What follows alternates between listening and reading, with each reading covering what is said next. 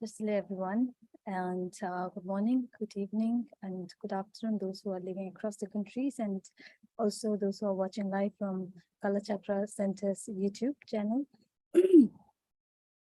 And before I actually start the program, I would like to request that if anybody is listening from the translation of English, and there's a interpretation below in a logo of the Earth logo. So you just have to press the English in the interpretation. Those who are a French listener, and please press the French translation. And so that during the interaction session that you could able to hear the English questions and also the translation.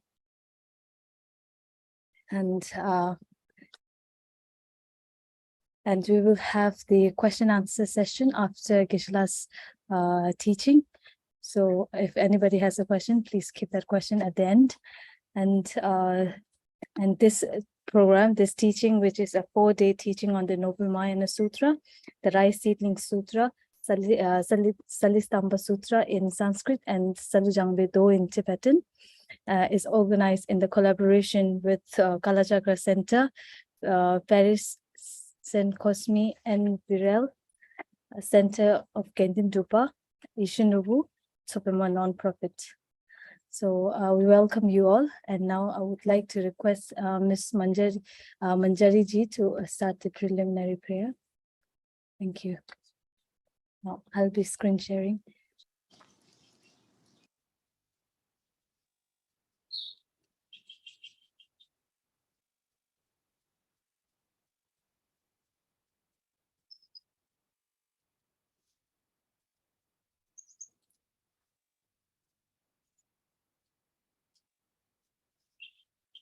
Tashi Delek, everyone. Can you hear me? Yeah. So we'll begin our practice by setting a proper motivation, which consists of 3 parts, while being mindful of both aspects, the object being visualized and the manner in which we're visualizing it. The first is the refuge field. In the space in front of us, envisioning Buddha Shakyamuni, His Holiness the 14th Dalai Lama, and all the Buddhas and Bodhisattvas and any other enlightened beings which we regard with veneration. They're looking upon us with immense kindness and unconditional love, just as a mother looks upon her only child. The Bodhicitta field, visualizing on either side of us our kind parents, mother on the left and father on the right. Additionally, we're accompanied by all other dear mother sentient beings, leaving none aside, and we're leading them in this practice. The purpose of the practice is to manifest the Buddha nature within us, which is the ultimate source of happiness, by removing the 2 mental obscurations, afflictive obscurations, consisting of the afflictions of negative emotions, contaminated karmas, and their corresponding active seeds, and the cognitive obscurations, the subtle stains, the inactive latencies of the afflictions and contaminated karmas. Enthused by great compassion, you taught the Immaculate Dharma to dispel all perverted views. To you, the Buddha Gautama, I pay homage. Enthused by great compassion, you taught the Immaculate Dharma to dispel all perverted views. To you, the Buddha Gautama, I pay homage. Enthused by great compassion, you taught the Immaculate Dharma to dispel all perverted views. To you, the Buddha Gautama, I pay homage. Sangye chodam sogi chomnam la, jangju bardo dagi kyapsuchi, dagi jinso kipe somnam ki, drola penchi sangye drupar shok. Sangye chodam sogi chomnam la, jangju bardo dagi kyapsuchi, dagi jinso kipe somnam ki, drola penchi sangye drupar shok. Sangye chodam sogi chomnam la, jangju bardo dagi kyapsuchi, dagi jinso kipe somnam ki, drola penchi sangye drupar shok. I go for refuge until I'm enlightened to the Buddha, the Dharma, and the Sangha. By my accumulations of the practice of giving and so forth, may I become a Buddha to benefit all sentient beings. I go for refuge until I'm enlightened to the Buddha, the Dharma, and the Sangha. By my accumulation of the practice of giving and so forth, may I become a Buddha to benefit all sentient beings. I go for refuge until I'm enlightened to the Buddha, the Dharma, and the Sangha.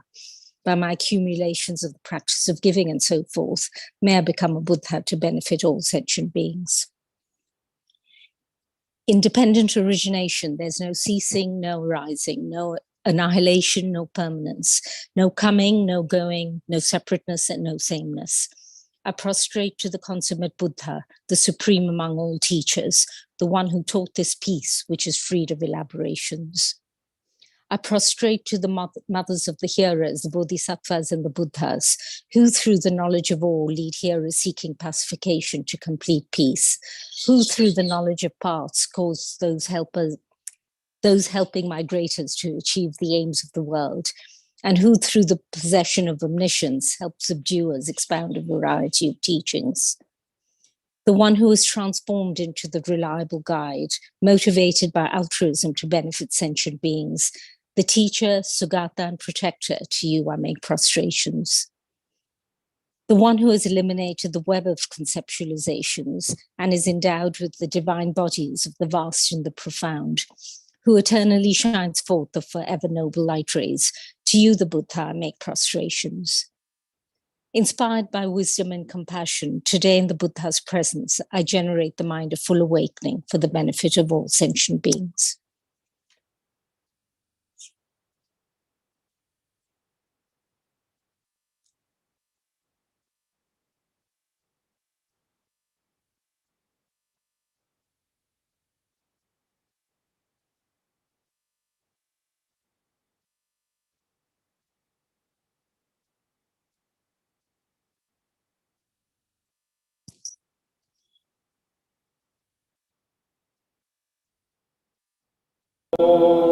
ये धर्मा हेतु प्रभवा हेतुं तेषां तथागतो यवतत् तेषां चयो निरोधा एवं वाति महाश्रमणये स्वाहा।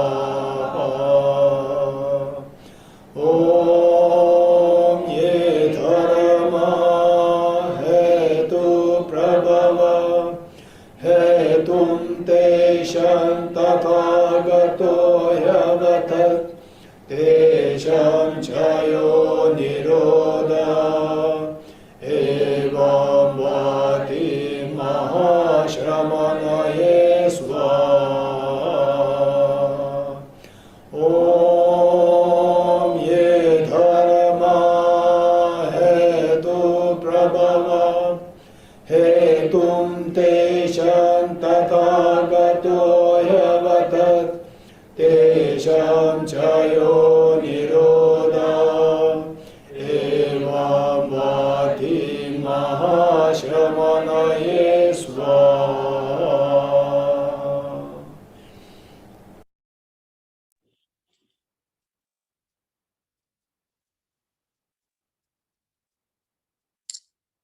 All phenomena arise from causes. The causes are taught by the Tathagata. The cessation of the causes as well is taught by the Great Seer. Profound, peaceful, elaboration-free, clear light and non-composite, such is the nectar-like dharma I have discovered. Finding no one who can fathom this teaching, in silence I will retire into the woods. Beyond utterance, thought, and expression is the perfection of wisdom, which is unborn, unceased, and has the nature of space. It is the object of apprehension of self-realized wisdom. To you, the mother of the Buddhas of the 3 times at obeisance. All composite things are impermanent.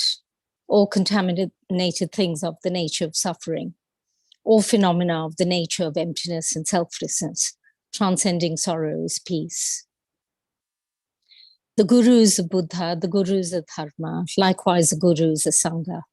The Guru is the source of everything wholesome. I go for refuge in the Guru. By the sound of the vibrant drum of Dharma, you liberate all beings of miseries. I beseech you to kindly remain and give teachings until the end of the expanse of billions of eons. The Buddha does not wash the negativities of beings, nor does he remove their miseries by his hands. His spiritual realizations are not transferred to them. It is by teaching the truth of suchness that beings are liberated. With folded hands, I beseech the Buddhas of all directions to shine the light of Dharma for all bewildered in misery's gloom. If you're attached to this life, you're not a spiritual practitioner. If you're attached to samsara, you have no renunciation. If you're attached to your own self-interest, you have no bodhicitta. If there's grasping, you do not have the view.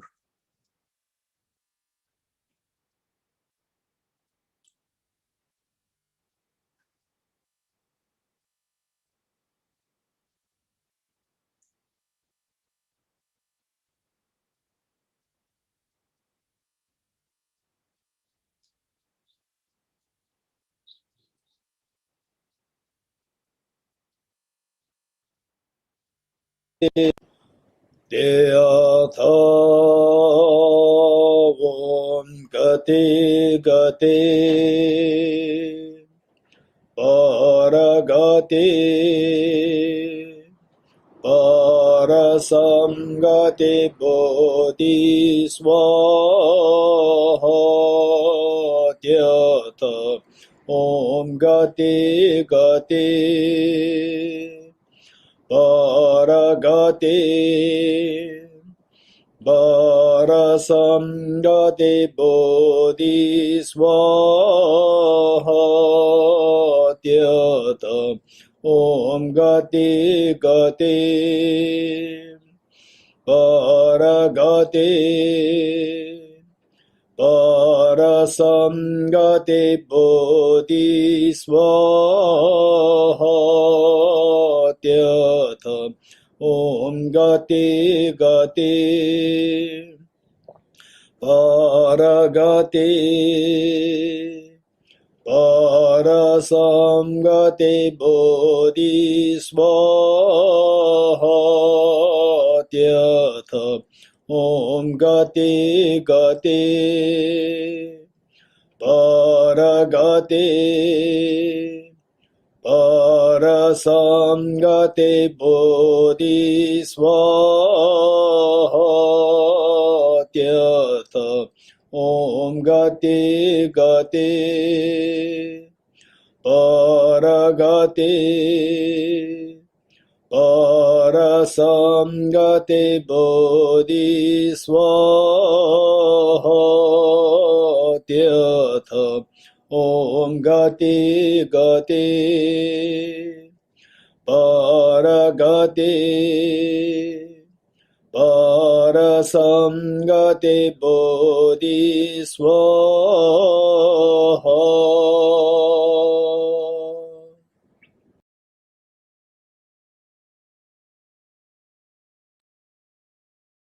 Thank you, Manjari ji. Now I would like to request Geshe to kindly proceed the session.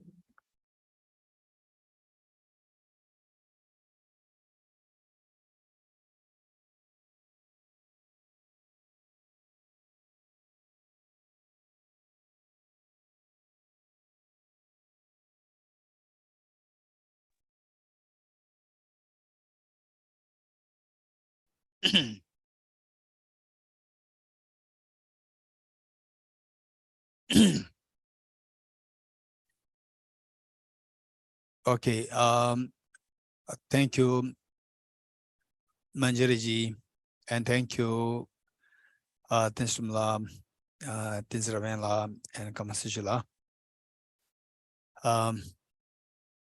So, as the earlier sessions, we will take the aspiration Bodhisattva vow, and as indicated by Manjari ji, let us so for all virtues, particularly more the virtues which we do collectively or more in the sitting posture. We do that in conjunction with the refuge and the bodhicitta. And for the refuge field, visualize Buddha Shakyamuni, His Holiness the Dalai Lama, and all the Buddhas and Bodhisattvas in the space in front of us as so loving, caring, and embracing.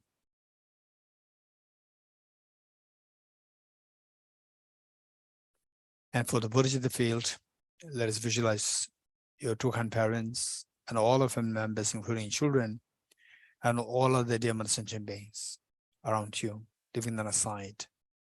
And particularly the places where the nowadays is the season of the monsoon season, where the flood is the frequent phenomena. Let us pray that no damage happens, particularly to the lives of people, to the lives of the animals, and so forth.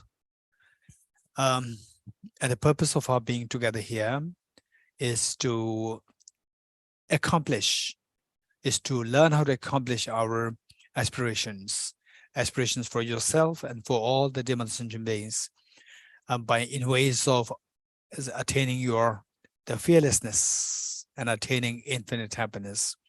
Fearlessness also technically referred to as nirvana, and infinite happiness technically referred to as Buddhahood. And meanwhile, that we should be convinced, we should gain the conviction that these two things can be attained. We have the two seeds, the treasures within us in the form of Buddha natures. And the Buddha natures within us, like the gold, a very pure gold, but when mixed with when obscured by the mud, though the nature of the gold is to glow, but it doesn't glow, it doesn't mean that gold is not there. The mud is the one which obscures. Likewise, we have the Buddha nature, incredibly great treasure of enlightenment, full awakening. But why it is not manifested? Because it is obscured by the mental defilements. So our job here is to learn how to remove these mental defilements. We don't really need to think of bringing the enlightenment from elsewhere to us. As the Buddha Shakyamuni indicated, which is further explained by Acharya Nagabodhi, student of Arjuna, who taught that the enlightenment is not given to you or bestowed upon you by anyone else, nor is the cause of the enlightenment being held by somebody for you. It is you, through discovering your own Buddha nature, that enlightenment is attained.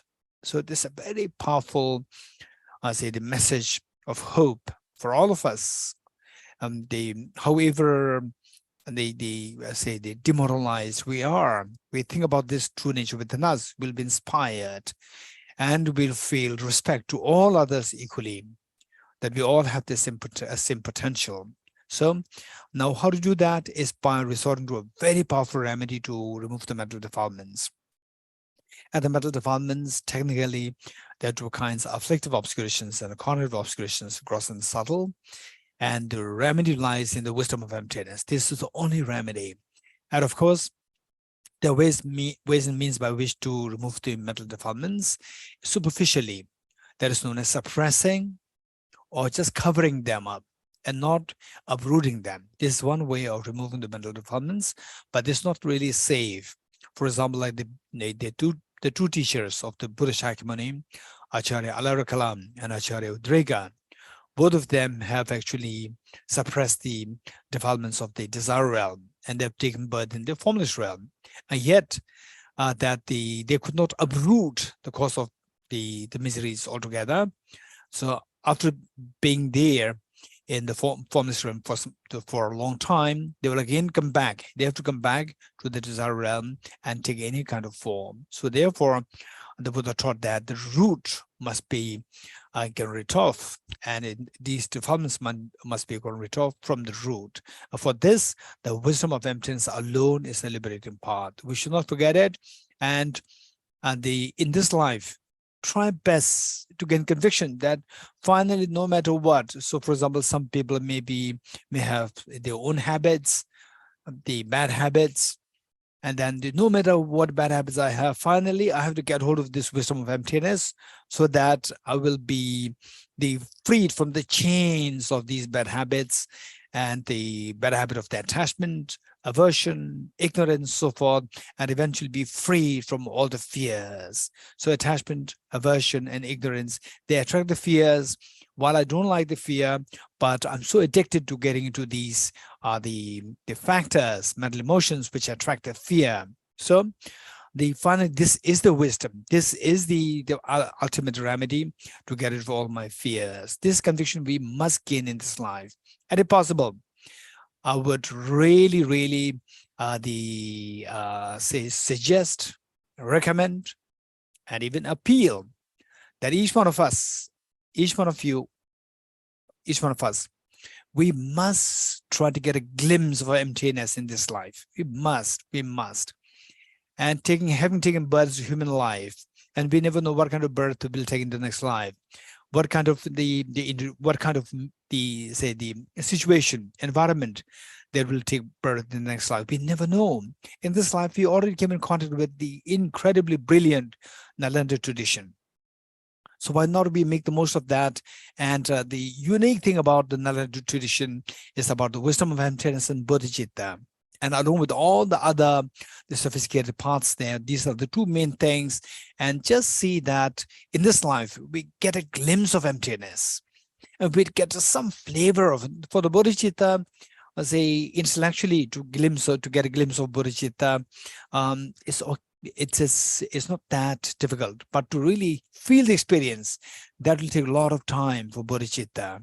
So in this life, just see that having taken human birth, say, and eventually we have to leave this world, say, all these, I think about like 1.5 billion human beings, like 200 years ago, it was about like 1.5 billion human beings. Today is 8 billion human beings.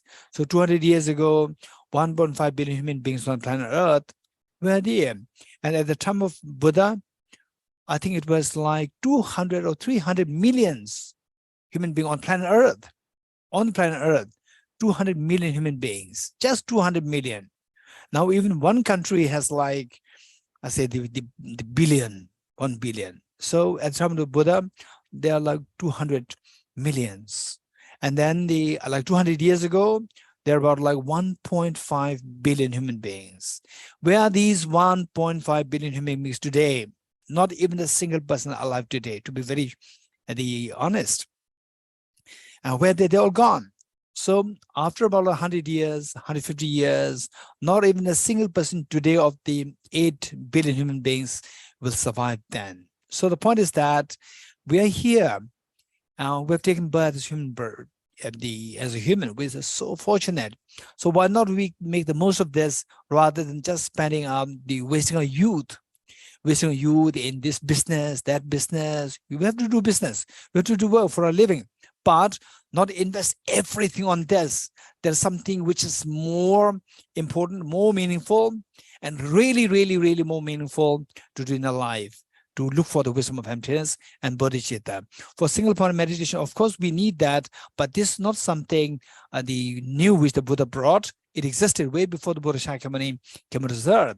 But the bodhicitta and the wisdom of emptiness, these are two things which the Buddha brought for the first time on this planet Earth, and we must make the most of our life today to see that we get a glimpse of what emptiness is and feel the awe, the wonder, the awe of the wisdom of emptiness, and feel the expansiveness of the joy of the bodhicitta. This is what we must do, you and I. We all must try in this life.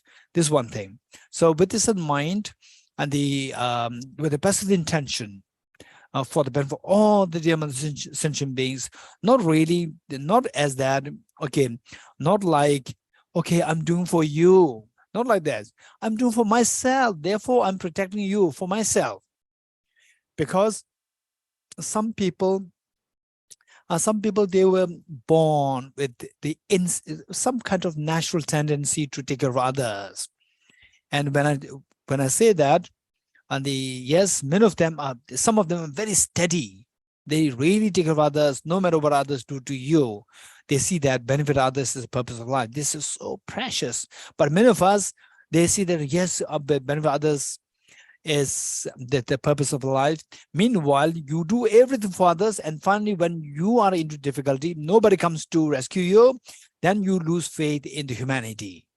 So this is where your altruism is shaky. Now the point is that when you talk about the real altruism, skillful altruism, bodhicitta altruism, there we begin with ourselves. Finally, I should be protected. I should be happy. I should not suffer. For that, we come to realize that the more we think wisely, we think that taking care of others is the best way to take care of yourself. This is beautiful, it's amazing. So the great Tibetan masters, they say that the Buddha uses the spear of ego to kill ego. So we are born with the manner in which Charles Darwin said, the selfish genes. We have the gene of selfishness. And we don't really have to be shy, feel shy, embarrassed that, oh, I'm born with the selfishness. So you use the selfishness to destroy the selfishness, and you experience the infinite happiness. This is amazing. So to take care of the others in the maximum way, this is the best way to take care of yourself. So win-win situation. And that too is not, it should not be left on the level of just a talk or nice lecture. It should be on the level of the conviction. You must gain this conviction that taking care of others is the best way by which to take care of yourself, that you don't take birth in the lower realms, that you don't have to suffer unnecessarily, and that everything is in favor of your Dharma practice, in favor of your happiness, increasing happiness, and so forth. That is so precious. Okay. Having said this, I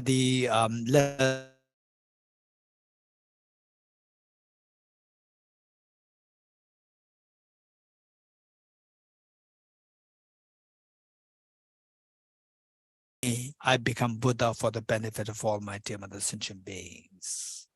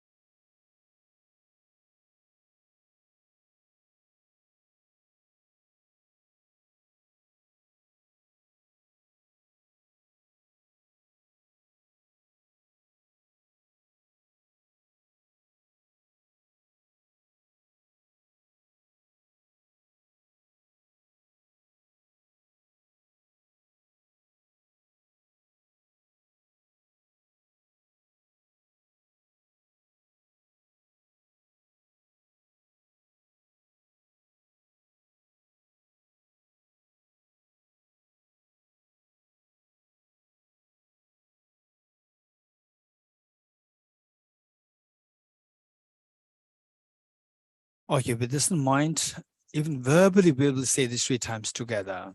So this is experience of the Bodhisattva will take a long time.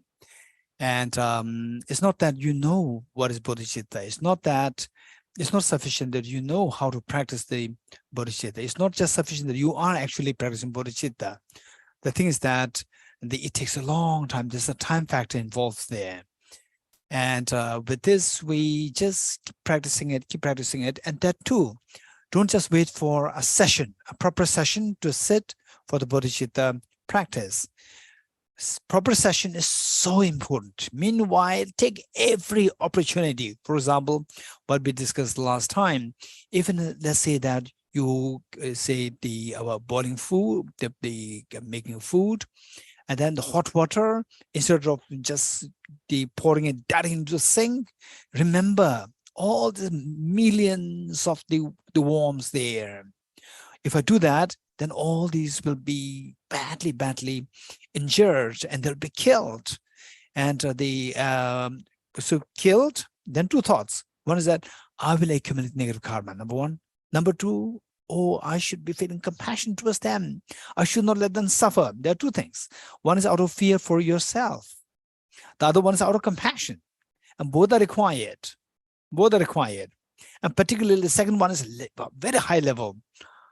These are the factors. For example, you go out, say in the aeroplane, or in the in the wilderness, in the forest, or on the ocean, or on the just in your car, or they're just walking around the park. pray for all these creatures. Your compassion increases. So these are the skillful ways by which to take advantage of every opportunity, from every possible opportunity for you to grow your bodhicitta. So it's a time factor. Time factor doesn't mean that, okay, you do a session practice on bodhicitta, then within a span of 10 years, 20 years, you will have a bodhicitta. No, it's about the efficiency, how you make the most of the 24 hours, even while sleeping. You just like put your head on the bed and you think about the bodhicitta. May I just say this, may I become Buddha for the benefit of all sentient beings. May my happiness, for example, you feel you lie down and then today you just contemplate on what you did the whole day. Oh, it was so meaningful day and I really feel happy. So may I share this happiness with all the dear sentient beings. So these are the skillful means by which that your compassion is constantly activated. So these are the more you do that, quicker the bodhicitta will arise within us, and quicker you will feel the expansiveness of your heaven. Then you'll see that the Buddha's teachings, this is the legacy. This is one of the greatest of the legacies of the Buddha Shakyamuni for us: compassion, unconditional compassion, the bodhicitta, and a wisdom of emptiness. So with this mind, verbally, let us invoke the spirit. May I become Buddha for the benefit of all sentient beings. Together, 3 times. May I become Buddha for the benefit of all my dear mother sentient beings. May I become Buddha for the benefit of all my dear mother sentient beings. May I become Buddha for the benefit of all my dear mother sentient beings.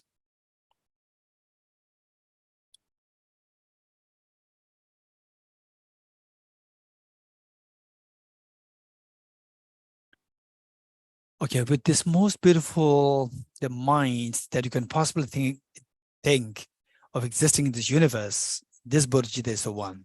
With this in mind, let us recite the following verses together.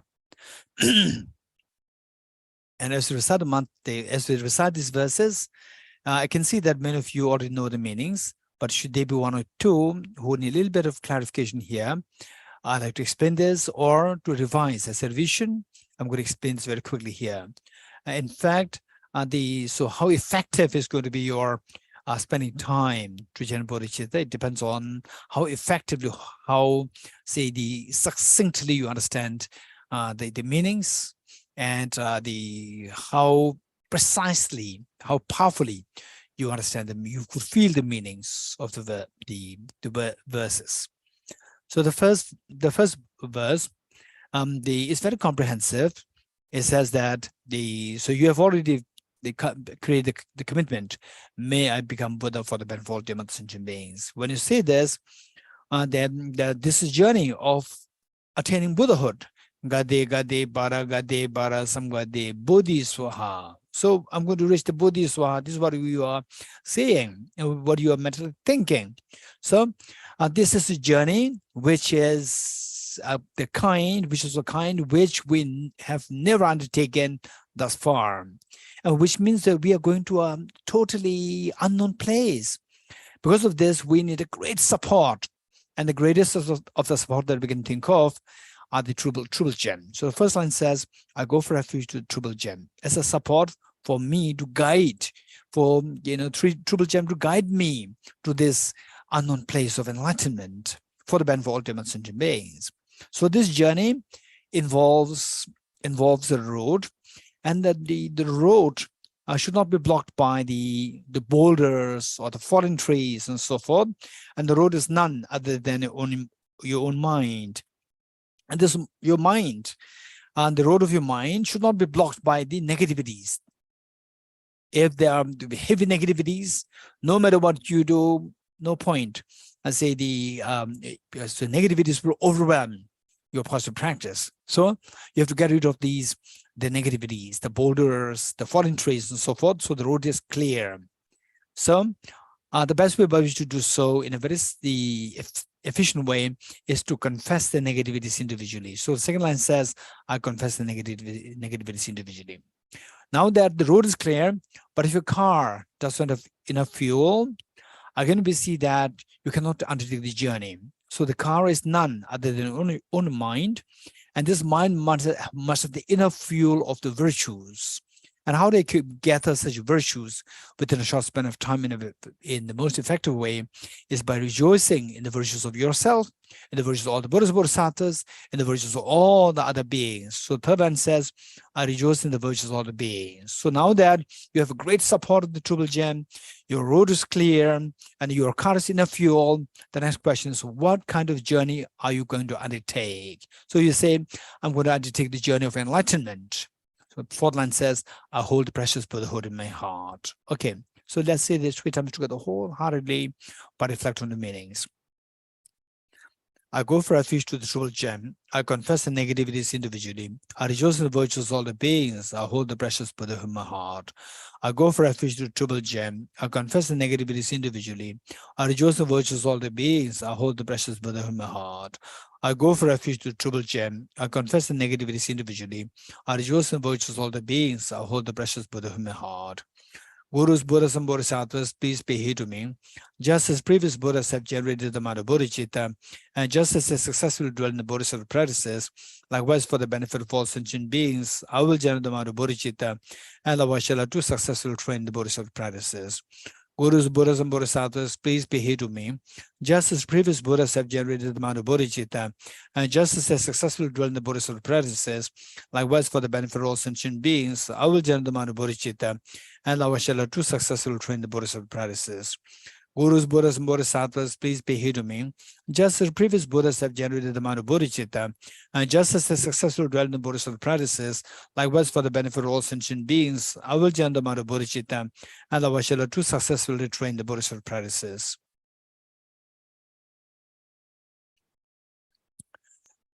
Okay, so as what is indicated here, that the just the previous Buddhas have generated the mind of enlightenment and engaged in Bodhisattva practices, I will also generate the powerful bodhicitta and engage in Bodhisattva practices. When you say that, I will also attain the engagement practices of the Bodhisattvas to attain the Buddhahood, to attain the goal of perfection. So when you say this, the simple analogy that I'll give you is in relation to the sutra, Śhālistamba Sūtra, or the Rice Sutra Seedling, Sutra of Independent Origination. In connection with this, how to see this relation, how this sutra is so precious, is that let's take the example of each one of us, you and me. Each one of us, I think we're becoming, let's say, a professor in physics, and you are in a school or you're in a college, let's say, and then I like to become the professor of physics. So here, the number one, that you should have an incredible, let's say, what actually gives you the credential to be as a factor for your becoming professor in physics is the academic performance, and how intelligibly, how sharp, what kind of, say, the inventions, what kind of discoveries that you've made. So that require a very sharp intelligence. Wisdom is required. So whereas if you don't have this intelligence while you're in college, while you say that I'm going to become the professor in physics, and so there in college, your mathematical skill is 2 + 5 = 10. And if this is your mathematical skill, 2 + 5 = 10 in your college days, you can't really expect to become a professor in physics. So to become a professor in physics, you should have enough intelligence. So likewise, to attain Buddhahood is greater than becoming a professor in physics. You require incredible intelligence. The wisdom is required, number one. Now let's say that in your class, there are some students, some gifted students with incredible intelligence, but these people are always found in the pubs. Always found in the pubs. Always.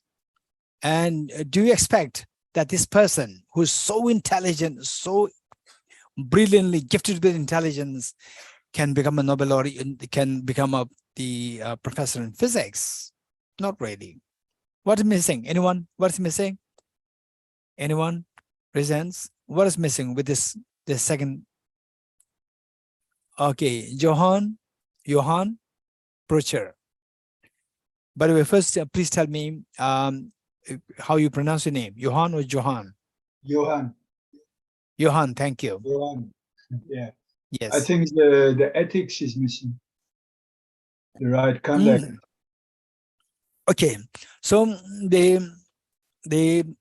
say that there's another person who's so intelligent and never goes to pubs, never create any problem there, right? Very relaxed, easygoing, not with the books, music, right? What's the problem with this person? I don't think that even this person can become a good professor in physics. Anyone? Raise hands, quick. Raise hands. Okay, Taruna.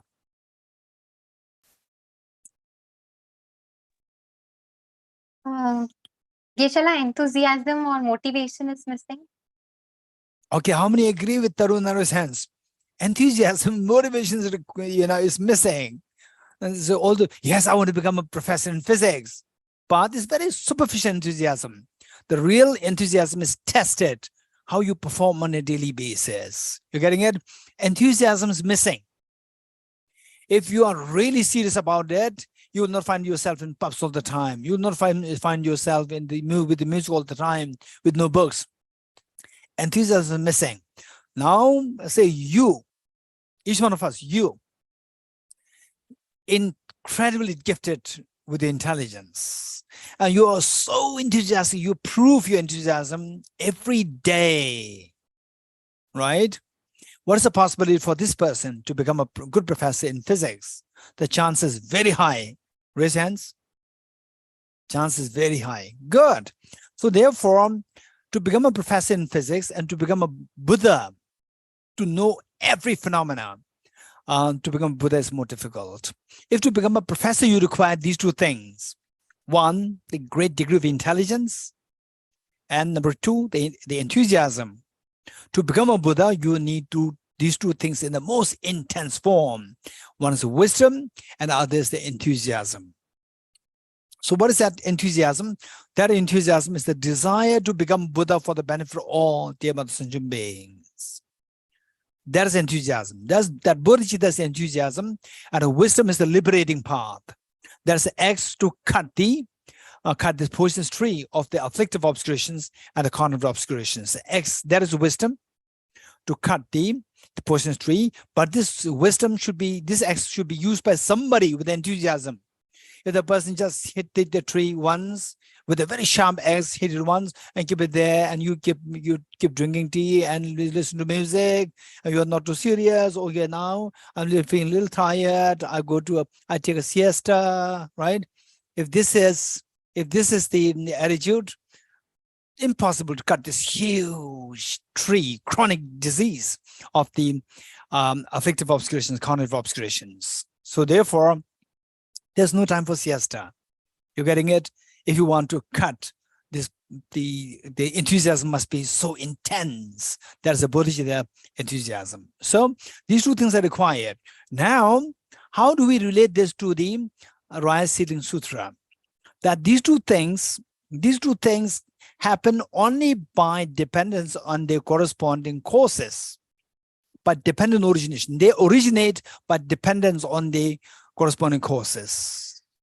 For example, what is enlightenment? To have this bodhicitta, you need to know what is enlightenment, what is bodhi. You need to know how to attain that. And at the moment, I don't have this enthusiasm. How to build this enthusiasm? If this enthusiasm also comes into being, originates by dependence on the other factors. What are the factors missing?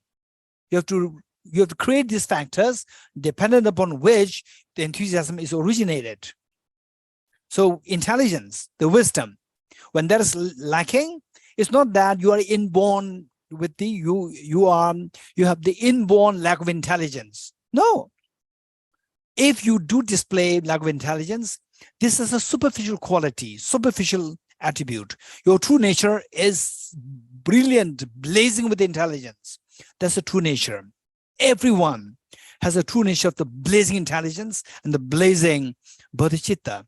But why do we don't display them? Because they're obscured by the defilements, laziness, not wanting to study, not wanting to remove the ignorance. Then you're blind, you are, say, always veiled by ignorance. Veiled by ignorance means that you don't have the wisdom. So you have to remove this factor of ignorance, dependent upon which lack of intelligence comes to you. So now removing it and replacing it with the enthusiasm of studies, reflection, and meditation, then the dependence on these, your intelligence is originated, dependent origination. So for this, before we actually engage in these, the corresponding content, the concomitant courses for cultivating the wisdom and the enthusiasm bodhicitta, first of all, we need to be convinced of that. For example, what happened was that many years ago, I think about like 16, 17 years ago, there were two girls who came to, the one was just 19 years old and the other one was, I think, 20 or 21 years old. They came to see me about like 20 years ago. No, not 20, 17 years ago. And both of them, the younger one, elder one was, I would say that the elder one seemed to be quicker in learning and can penetrate things more sharply. Then after a while, after about like the 11 years, the younger one stick to learning the Nalanda studies, and the elder one quit. Quit meaning that jumped into something else with Buddhism, but something else. Then once in a while we met, elder one also we met, and then I came to sense that the elder one is not really with these systematic studies. So she thought was very intelligent. Then I told her that, okay, it doesn't matter. Whatever you do, you can do. That's fine. But in this life, you must try to get a glimpse of emptiness. This is what I told her. And she said that, but getting the glimpse of emptiness, will it really help you to remove, to attain nirvana and enlightenment? This is what she said. So what I'm saying is that you have to have the bodhicitta, the greatest enthusiasm, greatest of the intelligence, the wisdom of emptiness. You must have to have these two. But how? You have to do these factors. You have to create these factors dependent upon which wisdom of emptiness will be originated, dependent upon which the bodhicitta will be originated. But are they really connected like this? Are they really dependent on each other like this? Is that dependent origination? Does it really work? Does it really work? Which means that conviction is not coming. So they say, for example, doing virtues will give you happiness. Doing non-virtues will give you suffering. Studying, say, for example, even in a secular sense, say going to school, colleges, and being very consistent with your studies will give you a more meaningful life. And always being lazy, staying away from shirking your classes, and so forth, likelihood that you will not really succeed in your life. This is a dependent origination. This is where the dependent origination operates. And when you are not convinced with this, then people will go for the shortcuts. For example, like to get a lot of money, will get into, say, the corruption or this smuggling and drug trafficking and so forth. All these things one engages in because you get the money easily. But what for the money? For my happiness. Does it really give you happiness? It destroys your happiness. This is reality. So by not knowing the principle of cause and effect, principle of dependent origination, then we tend to go into the wrong actions with the intention, with aspiration to acquire our desired result. which does not accord with the principle of dependent origination. And principle of dependent origination is not what the Buddha Shakyamuni invented, the Buddha Shakyamuni discovered. For example, say what the Albert Einstein, and he was really very much in line with of course, his concept of the dependent origination is in the context of the physical world, saying that physical world operates on the basis of cause and effect. So he was totally against the concept of randomness in quantum mechanics. He was totally against that, Albert Einstein, because he said that the world cannot operate on the random principle. It must operate on the basis of the cause and effect. This is what he said. So, and he also, of course, is gifted with intelligence. We all know that. For example, he said that, so actually this is what most of us tend to do that. Say if there is a television set, and the television set, it doesn't work. It stops working. And then what you do is that you hit the television set, and somehow accidentally it works. And you hitting the television set, it will not fix the problem. But maybe if the wire is loose, hitting accidentally, it joins. And then it works for a while. It's very temporary. And again it breaks. Again you hit, and gradually it becomes worse. Right? And then later on, it becomes too worse to the extent that even the mechanics will say they better dump it. Right? Okay, so this says what happens. And he said, Albert Einstein said, that by resorting to the method which failed to give you the result, no matter how much you do the same method, the result will never arise. This is what Albert Einstein said. This is amazing. It's just a concept of dependent origination. He said that by dependence, this particular, say your action, if the result did not come,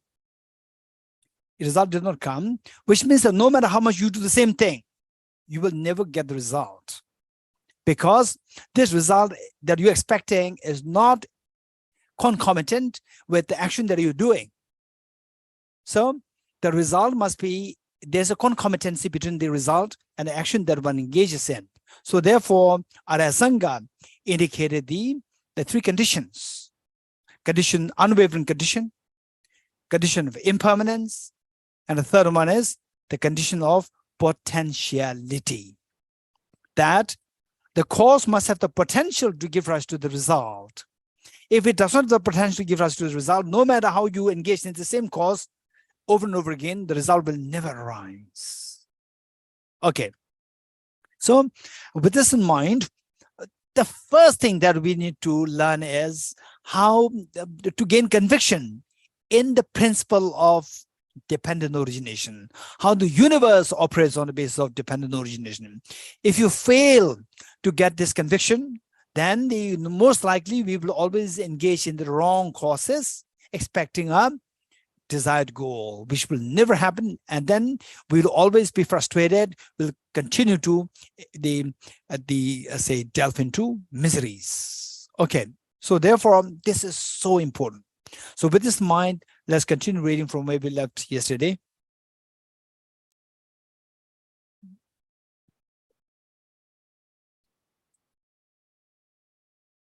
And if you could remember, what I said yesterday was that when the things happen, there's a human psyche within us.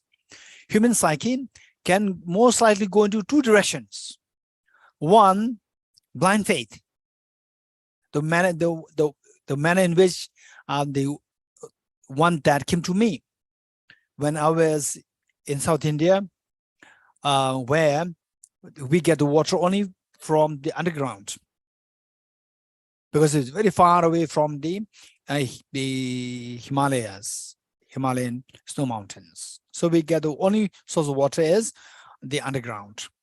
And then I was just a random thought came to me yesterday, what I shared with you, that how did the earth, how did it keep the water for us? Those in the plains, how did they keep the water for us? It came from where? Is there somebody is always filling this water underground? There's nobody filling the water there. But then where does this come from? This question. Yes, it came from some other water source flowing underground. And eventually it's a stream outside from the glaciers. And from the glacier, it has come from the snow mountain. So real source is the snow mountain. And then next to the snow mountain, you can get the water very easily, glaciers. And then next to the glaciers, you can get the water very easily through the stream, rivers.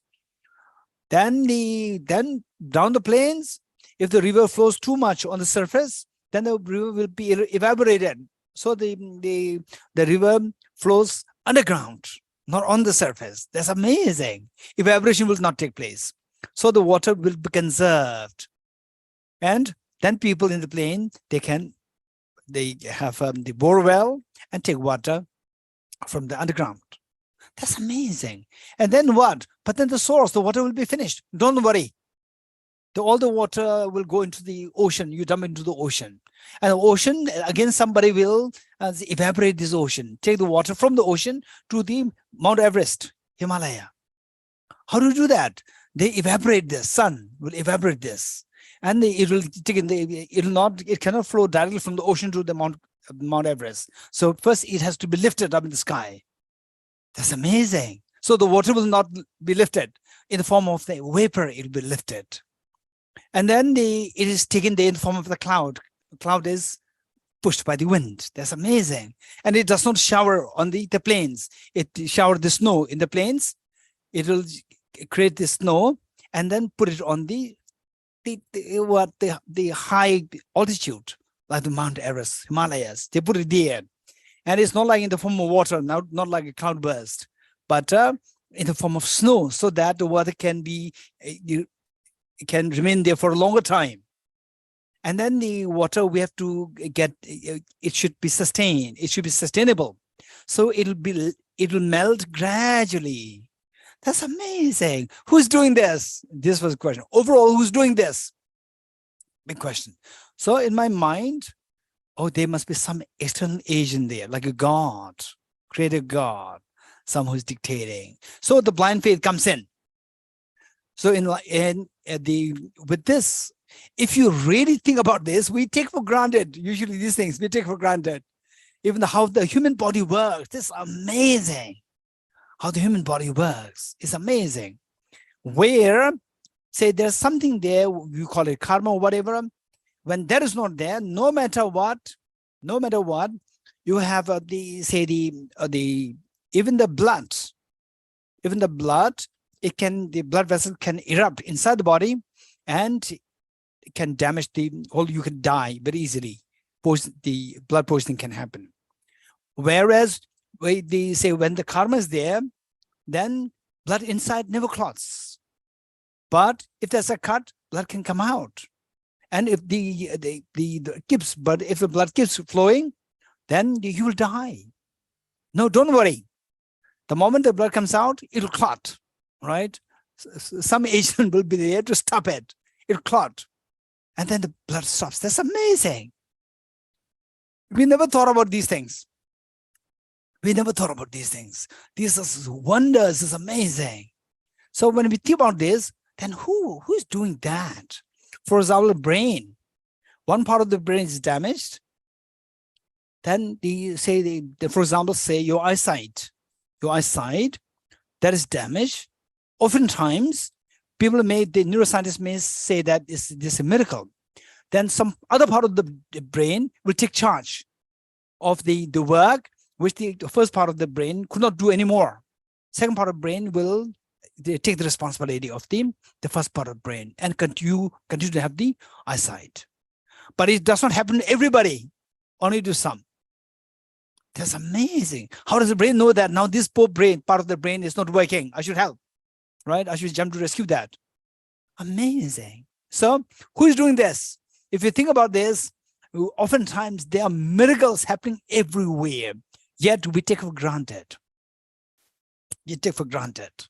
And as they say, then when you really think about these things, these thoughts come to you, you'll be fascinated. Most likely you will go into the blind faith that there's a creator there who is creating these things for us. Is one thing. The next part is that, no, these are all random. So what?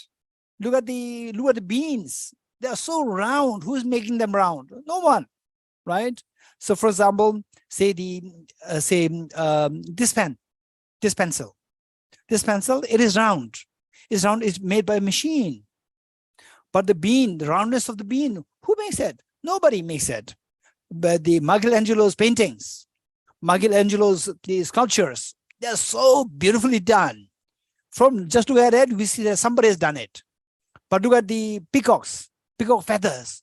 Who painted this? Nobody painted it. It's natural, it's random. So second group is totally agnostic, not an agnostic, totally a disbeliever. That is just randomness. They don't really think deep, hedonistic. It's just random. The first part is blind faith. Oh, there's some creator there. So these are the two tendencies the human psyche can slide into. Now there's a third one. To know the reality, then act accordingly. What's the reality? The reality of dependent origination. That the sun does not intend to save us. No, sun does not intend to save us. Sun is just the burning of the fuel of the hydrogen. For the hydrogen, and when the hydrogen finishes off to become helium, the sun dies. Sun does not have any intention. Because of the sun, then the water on the ocean, they are evaporated. They evaporated by the gravity, the principle of the gravity. What is lighter will come on the surface. What is lighter will come on the surface. What is heavier will go down, closer to the earth. So the water, air molecule, what is that? The vapor molecules, they are lighter, they are come on the surface in the sky. Nobody's lifting them up. It's just dependent origination. And then the fact that there's the wind blowing, and then it blows, and particularly where, say, there's an object there, it is pulled by that. What is the object? The high objects. What is higher? The cloud is high in the sky, is closer. This is one, instead of closer towards the, say, the Himalayas, which is very high, they are very on a parallel level. So they'll be pulled the air. And then the concentration, because when it becomes too heavy, it cannot contain anymore. So there's known as condensation and then precipitation. Then it releases. Not that okay, now it's time for me to release, I've reached the Himalaya. No, that it becomes so heavy, it cannot contain it anymore. Automatically, then it is released. And then because that it is on a very high level, there's the temperature is very low. So therefore, the snow happens. With the snow, it's not that the snow mountain, okay, now I have enough snow. Now I have to make sure that I regulate the melting. No, it depends on that. Sometimes the melting happens so fast. Sometimes the melting happens so less, depending on the intensity of the sun. And with the, say, global warming, the melting happens even faster. So these are all dependent origination.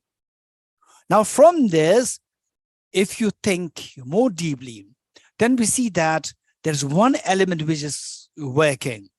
I say collectively, we see that there's something like a design there. What is that? There's no external agent. If there is an external agent, there's so much contradictions there. External agent to decide that. There are so many contradictions. Why do other things require external agent? Why the external agent does not require another agent to create that? All these questions are there. And what's the nature of the external agent? When you question all these things, there are so many contradictions there. So it's not about this. Okay, let's not forget that it's not about the systems. It's not about the traditions. It's about your well-being. So when people believe in some agents, why should we have to say undermine them? It is their belief. Respect them. Because of this belief, so many people have benefited. Otherwise, many people can easily go into corruption, easily go into, say, the killing, stealing, and so forth. And because of such belief, they have the fear. If I engage in these bad things, then I'll be punished. So that saved them from engaging in negative karmas. They're so precious. But for you, you want to experience the fearlessness and infinite happiness. And knowing the reality of dependent origination, that the true source of joy and happiness within us.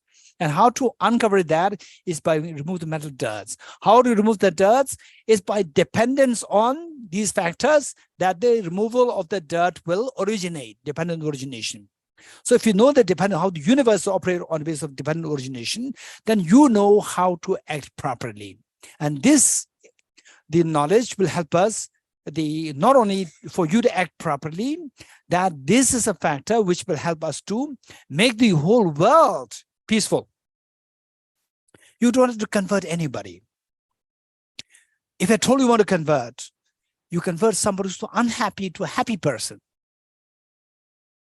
Somebody who is sad to a happy person. Somebody who doesn't know how to deal with the family members. Make that person, convert that person to become a very responsible family member. That is what should be intended. And finally, let them all unravel their hidden treasure inside. No need for one to be labeled as I'm Buddhist. No need that you should follow the Buddhism. No, just unravel your hidden treasure. That's it. And this hidden treasure existed way before Buddhism came on this earth. So these are the benefit of understanding dependent origination. And the concept of dependent origination is what the Buddha discovered. He did not invent it. So it existed way before that. We just uncover it, unlock this concept of dependent origination, and then we'll know how to act properly so that we can expect the desired goal to happen. Okay, so continue reading from where we left yesterday.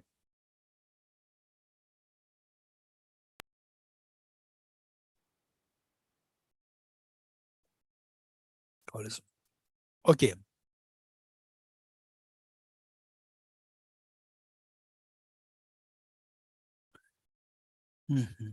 Page number 66. Okay. 66. So how is the conditional relation in outer dependent arising? Okay, first, so there are 4 key words: outer dependent arising, inner dependent arising, then the conditional and causal. There are 4 key words: outer, inner, conditional, causal. We need to remember these. If you want to remember it in an easy way, let's say the outer and inner. Within the outer, we talk about causal and conditional. Within the inner, again, causal, conditional. Then it becomes 4. Okay, so let's say, what is outer, what is the inner? Inner meaning the sentient beings, like yourself, like myself. How the sentient beings, they are referred to as the inner, and how they come into existence by dependent origination. What about outer? Outer meaning the inanimate objects, for example, like the table, the flower, the vegetations, the world, the Milky Way galaxy, the universe, and so forth. And atoms, electrons, and so forth. All these inanimate objects form the outer dependent origination. So what is causal and what is conditional?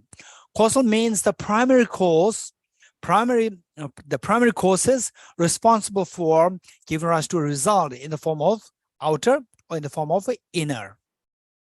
And what is conditional? Conditional meaning the secondary factors required for this primary cause to become active, to give rise to the result. The secondary factors referred to as the conditions, conditional. Okay, so this causes, the causal and the conditional related to the outer dependent origination, and causal and conditional related to the inner dependent origination. So now what we are reading is conditional relation in outer dependent arising for the, let's say, the flower. As due to the coming together of 6 elements, so the conditional, the 6 elements, the causal in terms of the seed as a cause to give rise to a sprout, sprout giving rise to the pedicel, pedicel giving rise to the pistil, pistil giving rise to the flower, flower giving rise to the fruits. So that is the causal. Now the 6 elements come into play. 6 elements, they are called as the conditions. How? as due to coming together of which 6 elements, namely conditional dependent arising is to be seen due to the coming together of the elements of earth, water, fire, air, space, and okay, here the translate it as season, and we can also translate it as time, space and time. So it so happened that with the outer dependent origination, such as the flower, we can say the season, but otherwise it is a time. I would say time is better, but season fits so well in this case. So the 4 major elements, earth, fire, water, air, then the 2, space and time. And the earth element, how does the earth element serve as a condition for the outer dependent origination of the flower? Earth element functions as a support for the seed. Earth element as a support of the seed.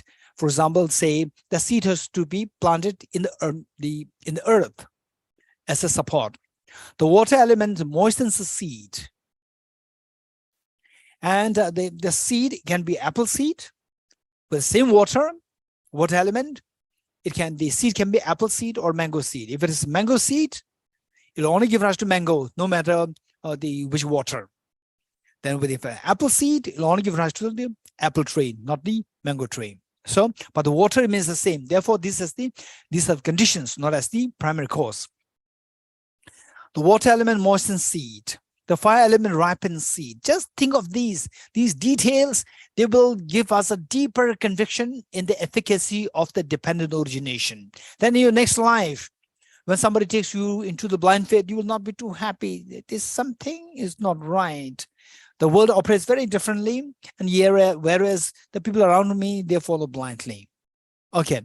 When I was in particular class 9, 10, 11, 12, when I was age the 16, 17, 18, I was introduced to physics as a separate subject. And then I started to learn how to question, asking questions to all what I learned before. I started to ask questions to them. And then, to my surprise, many of the seniors, the elders around this young boy, I asked questions about Buddhism to them. They were all following blindly. They did not really have a sound, say, the reasons or explanation. I was quite surprised by this. So this would be the benefit for us, that in the future lifetimes, we may not really slide down into the blind faith. And we will follow into the principle of dependent origination. And then you can actually get there where you intend to reach. Okay. The water element moistens the seed. The water element moistens the seed. Yes, that is. The fire element ripens the seed. And this seed, how it is ripened. For example, say when we cook the food, we put on the fire, then it is being cooked, getting cooked. And the unripened fruits, when you put in the sun, in the hot sun, then it ripens so fast. So the fire element ripens the seed. Air element opens the seed. Air element is the mobility there. Open means there should be the opening. There's movement happening, mobility. Air element opens the seed. The space element performs the function of not obstructing the seed. Seed has to be germinated and has to open. The element of space gives this space for it to open. And the season of the time transform the seed. And the season in this context is very relevant, because that it's not that you put water on the apple seed, then the mango tree will give mangoes at all the year round. No, it doesn't give mangoes year round. It only gives the mangoes, I think, around the summer, I think, if I'm not wrong. Summer. Only one season, not all the seasons, despite you having all the other factors intact. The season or the time transforms the seed to give rise to the fruits. Without these conditions are sprout. And then here when these things are happening, there's no agent who is dictating that, hey, water, now you have to moisten the seed. No, The moment the seed comes in contact with the water, it is moistened. The moment the seed comes in contact with the fire element, the heat, then it is ripened. The moment the seed comes in contact with the air, it makes the mobility to open. And the moment it comes, because of the availability of space, it has a space to open. And then finally, with the season, with the particular time, and then it transforms into the flower, fruits, and so forth. There's no external agent there. Without these conditions, a sprout cannot form from a seed. But when the outer element of earth is not deficient, and likewise water, air, fire, space, season are not deficient, then from the coming together of all these factors, sprout forms as a seed is ceasing. As the seed ceases, then the sprout is formed. There's purely dependent origination. There's no agent involved there. Okay. And so the more we study these, your conviction, yes, that's very true. That's very true. The more you say, the more mentally you feel that that's very true. That's very true. Your conviction in the law of the dependent origination becomes deeper, deeper, deeper. Then it will take you away and away from more and more away from the blind faith. This is so precious. Then you will become very practical and realistic person. The next, earth element does not think, I support the seed. Nor does the water element think, I moisten seed. No, they do not think like this. So sometimes I jokingly say that if you are in the, what is that mountain from where the river Ganga comes? Huh? Okay, what is this? I forgot the huh? Gangotri. All these Tibet House young stuff, they say all funny things. Yeah. Okay. The Gangotri. So the Yandenla. Yeah, he said it correctly. Okay, Gangotri. If you're in Gangotri, and they say, if you're in France and you want to go to, let's say, India, and you don't know how to go there, and if you have, say, like Anna Sophie with you, she will take you to India without any problem because she knows how to come to India. So likewise, so which means that you need somebody who knows the way or the route or the route. Americans will call it route, and the British will call it route. Okay. Say if you're in Gangotri, and if you want to go to Bay of Bengal, the sea there, Bay of Bengal, and if you have no guide, like Anna Sophie is missing there, you have no guide there, then what do you do? The best thing is jump into River Ganga, right? Ganga is the best guide. It'll take you there. First, it'll take you to Rishikesh, then to Varanasi, then to Ganga, then to Bay of Bengal, right? So this River Ganga will not think, okay, don't worry, you jump into me, I'll take you there. No, River Ganga does not think like this. In River Ganga, you take any, say, chunk of water, any volume of water, you see that there's no animate there. It's totally inanimate. Yet, how it operates on the basis of the gravity. The gravity and the landscape and the gravity combine together, and the access to the water on the Gangotri, access to water, but depends on all these factors, it cannot stay there. It has to flow from the higher state to the lower state because of the gravity. Because of gravity. Why not from B? Why not only through A? Because of landscape. So this is dependent origination, but depends on these factors, then the water flow in this particular A direction is originated. This purely dependent origination. And this Gangotri, this River Ganga does not tell you that, okay, don't worry, I'll take you there, I'll guide you there to Bay of Bengal. No, you just jump in, and by dependent origination, it will throw you into the Bay of Bengal. This dependent origination. So the point is that River Ganga does not think that I'm taking you to Bay of Bengal, but it takes you there. So this purely dependent origination.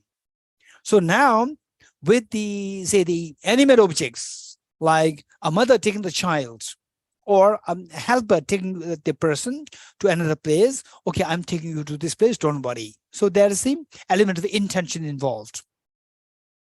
Okay. Call this now. The earth element does not think. I support the seed. Nor does the water element think, I moisten the seed. Yes. Nor does the fire element think, I ripen the seed. Nor does the air element think, I open the seed. Nor does the space element think, I make sure the seed is not obstructed. Nor does the season of the time thinks, I transform the seed. Nor does the seed think, I form the sprout. Nor does the sprout think, I'm formed by these conditions.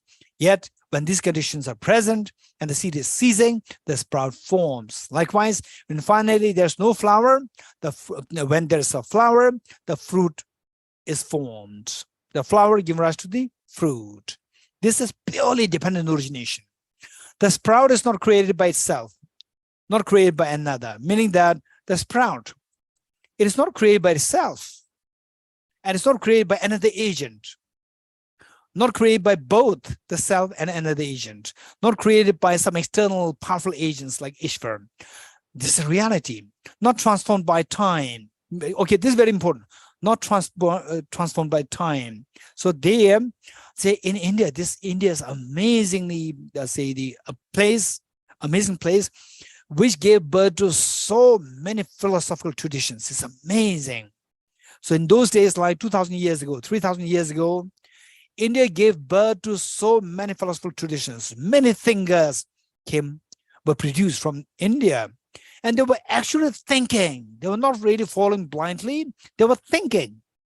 For example, these people, how, the thoughts that came to me, that who's really working behind this? Say the water, they say the melt from the Himalayas, the glaciers, then the rivers, then the water going down the earth, then in the plane, then thrown into the ocean, again taken back in the form of the evaporation, snow. Who's doing that? This is a question. People were thinking. In those days, people were thinking, how did this universe come into existence? Who created this universe? All these questions were thought, and some thinkers, they came to their own conclusion that there is some external agent there.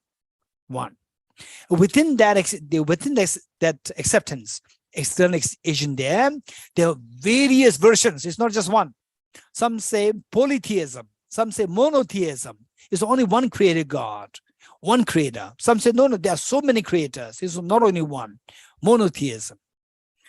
And then even the creator, what is that creator? Is that all loving, or is it like the animate object? Some say it's all loving, full of wisdom, full of compassion, and full of potential.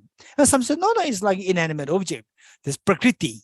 Prakriti, in fact, it is like a very ordinary common person who wants to lure, for example, say a person who wants to lure the people, keep them under your the domination. Then sometimes you give presents to them, make them happy, they stay with you, and then you try to exploit them, keep doing that.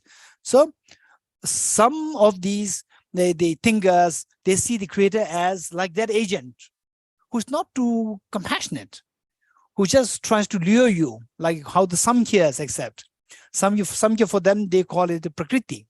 Prakriti, who creates everything for you, so that you are trapped in samsara. You cannot get out of samsara. You cannot attain nirvana. He creates everything for you. The moment you discover that he's creating this, he or she feels shy, and then we pull back all the manifestations or emanations. Then you are left with your no body. Because you don't have a body, you don't feel hungry. Because you don't have a body, you don't feel the cold, heat. And because you don't have a body, you don't have to carry, you don't have the burden of carrying your body into the aeroplane to another place. All the flight tickets, all these things become redundant, meaningless for you. It's so easy for you. This is liberation. You are liberated from hunger, thirst, cold, heat, from having to pay your body, becoming ill, You're freed from all this liberation. So this is how they create the concept. And some say that, no, there's nothing like Prakriti. It's just a physical matter, particles. Particles are ultimate creators, like today's physicists would say the particles as the final embodiment of the whole physical world, the particles. Some say, no, time is the creator. That's amazing. These brilliant thinkers came like 3,000 years ago, 2,500 years ago. That's amazing. So here the time doesn't mean the time as one of the 6 elements. The time here is the time as a creator. Not transformed by time, not derived from Prakriti. Prakriti means the agent which creates things to lure you and that you be trapped in samsara. And not born without any cause and not randomly created. And nevertheless, through the coming together of the element of earth, water, fire, air, space, and season, the season of the time, the sprout forms as the seed is seizing. This is the dependent origination. There's nothing of these agents which are dictating on your coming to existence or you die. Thus is the conditional relation in outer dependent arising to be seen. Here, outer dependent arising is to be seen in forms of 5 aspects. Now, further explanation. This is so precious, the teaching for us. Now, the outer dependent arising can be seen in 5 aspects. Again, in different explanation. 5 aspects. Which 5? As not permanent. As not permanent. For example, like the seed giving rise to the sprout. If the seed is permanent, the sprout will never come into existence. The seed will give rise to the seed will give rise to the next seed, and it will never give rise to a sprout. So that not permanent means that if you say that it gives rise to a sprout, then the sprout and the seed should be same, because it is believed to be permanent. If these are not same, the seed is not permanent. So as not permanent, as not discontinuous, it is not like random. Say that the seed and discontinues, and after a while, then the sprout comes. No, the time the seed ceases, the sprout comes into existence as a continuation. It is changing, it's not permanent, but the continuum is there, as not discontinuous. As not involving transmigration. This is another very important concept.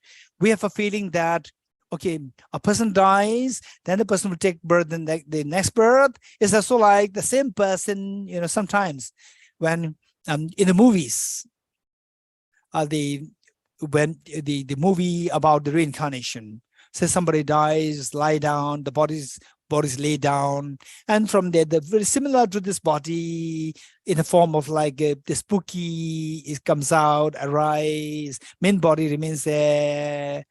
So like in the form of depicted in the form of the physical body. No, it's not like that. So a dog can die and will take birth as a human being. And say the same human being can die and take birth as an animal. Or a female can die and can be taken birth as a male. So sometimes, okay, this is a little bit of digression.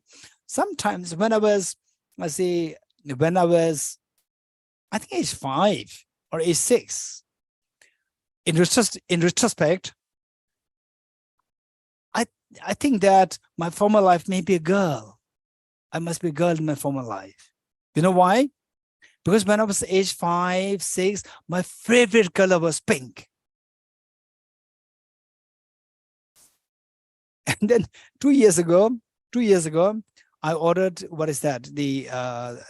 Some brush, not really a brush, to scratch your back. What is that? A plastic, rubber, made of rubber. And I ordered blue. Now so my thought of being a male, that dominates. So when I was 4, 5, 6, my favorite color was pink. That was 100% sure. Nobody can deny this.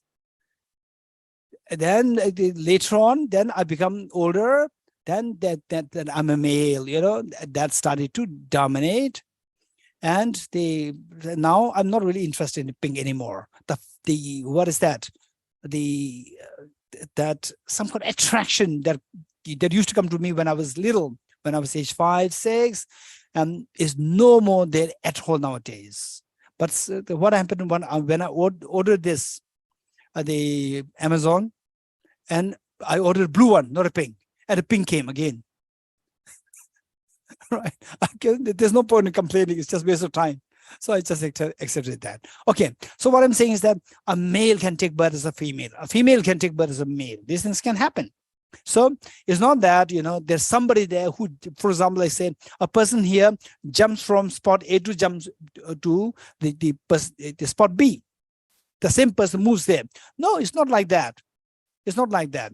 This is screen sharing. It's not like that. This also not involve transmigration. Transmigration here meaning that the same person with the same physical body, with the same mental thinking will move to the next life. Like a monkey jumping from one tree to the next tree. It's not like that. Transmigration. It has the connotation that the self being permanent. Permanent, not changing. It moves from one place to the another person. This transmigration in the form of permanent self doesn't happen. As the formation of a large result from a small scale. Say, a tiny seed will give rise to a huge banyan tree. A tiny seed will give rise to millions of the fruits with so millions of the seeds there. One seed, tiny seed, can give rise to numerous results. A large seed, a large result from a small cause, and as a continuity of similar type, meaning that what the result is, it is as similar with respect similar with the cause. We cannot expect mangoes going out of the apple seed, because apple seed and mango fruits, these two are not concomitant. They should be similar in nature. Okay, next. Now explaining each one of these points. How is it not permanent? Number one, not being permanent. How is it not permanent? It is not permanent because where the composite phenomena, if they follow the principle of dependent origination, the composite phenomena should never be permanent. How not? It is not permanent because the sprout and the seed are different. If it's permanent, the two should be same. The sprout is not a seed. The sprout does not come from the seed after it has ceased. The sprout does not, again, the sprout does not come from the seed after it has ceased. After it has ceased, meaning the seed, it ceases, give a short break, and then the sprout comes. It doesn't happen like this. Nor does it come from the seed while it has not yet ceased. The seed is there, while the seed is still there, then the sprout exists simultaneously, together. It doesn't happen like this. So how does it happen then? Then the sprout is born precisely as the seed ceases. When the seed ceases, simultaneously the sprout comes into existence. Not that seed stops and then a short gap and the sprout comes. No, it's not like that. The seed stops and the sprout result comes into existence. These two are simultaneous. That seed and sprout, these two are not simultaneous. The two actions are simultaneous. Rather, the sprout is born precisely as the seed ceases with the two actions.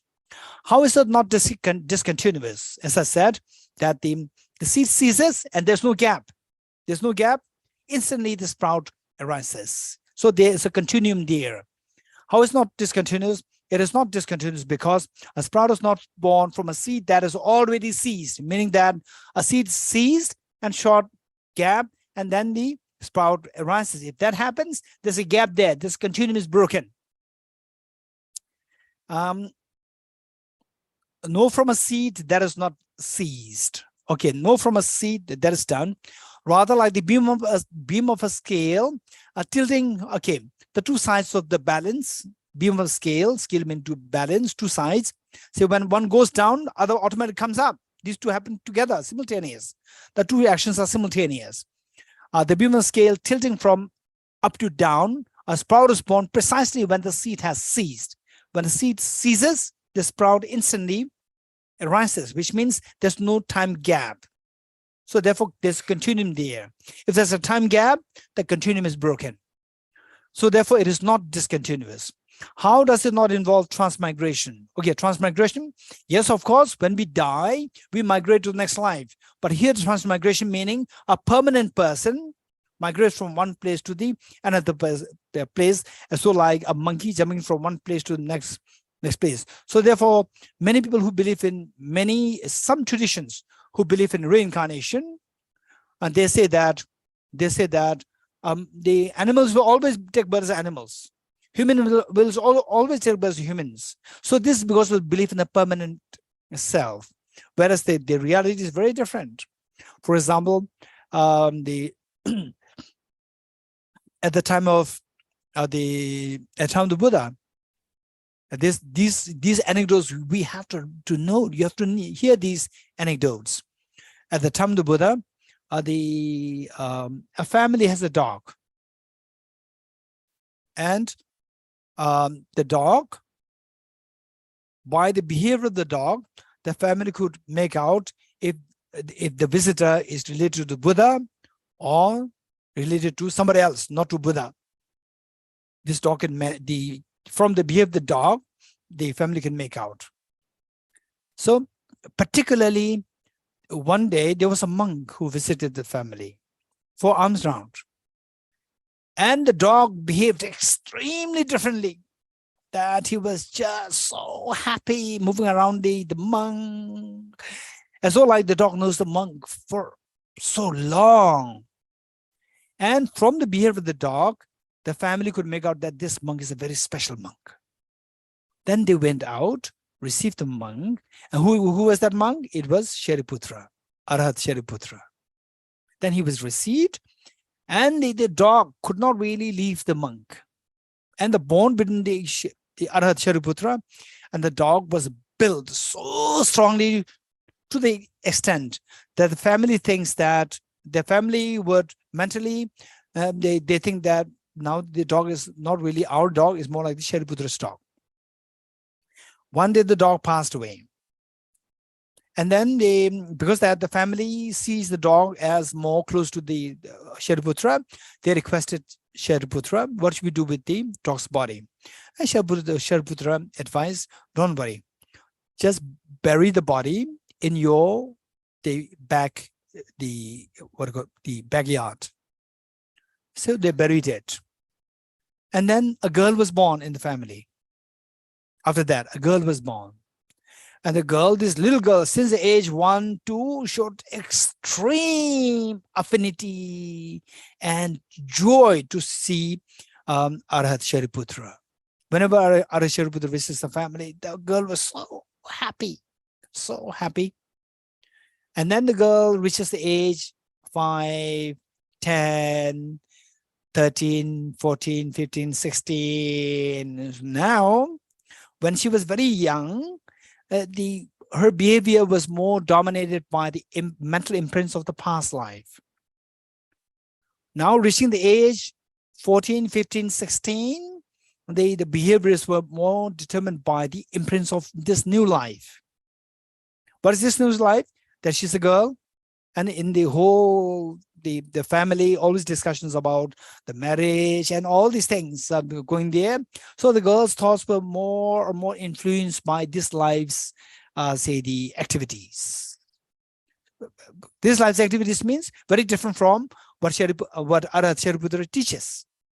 So usually when the Arhat Shariputra comes to the family and gives some teachings, the girl was listening to Arhat Shariputra as well as she's getting some nectars there. Real blessings. Now reaching the age like 14, 15, 16, she started to be distracted here and there. Then Arhat Shariputra asked the father of the family, now go back to your backyard and get the bones out of that dog. Get the bones of the dog out of the ground. Then the father went and brought the bones and gave it to Arhat Shariputra. Then Arhat Shariputra put it on the table, and the girl was sitting next to Arhat Shariputra. And Arhat Shariputra just snapped, bless the bone. What is that?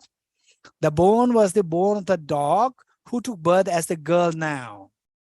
And instantly, because of the very strong karmic connection, the girl's karmic connection with Arhat Shariputra, because of the blessings of Arya Shariputra, and the girl's own very strong karmic connection with Arya Shariputra, instantly the recollection of the past life instantly hit her mind.